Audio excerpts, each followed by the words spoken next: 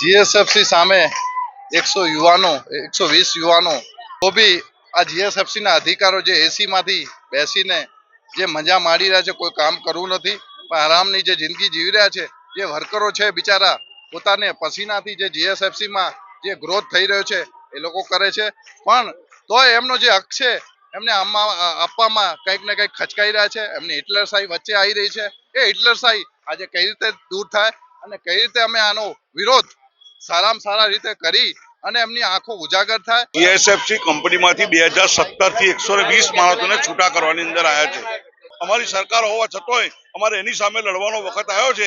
લોકો છે ને 15 વર્ષથી અહીંયા જોબ કરે છે અને પેલું કોરોના ટાઈમથી પગાર આપતા હતા ઘરે, તો હવે પગાર બંધ કરી દીધો છે ફેબ્રુઆરીથી, અને 9 મહિનાથી પગાર નથી આપતા અને 1.5 મહિનો થયો છે બેસવાનો, પણ 1.5 મહિનાથી કઈ રિઝલ્ટ આપતા નથી. 120 જણ છે, એમાં કોઈને પગાર મળતો નથી. બધાના ઘર કેવી રીતના ચલાવવાના,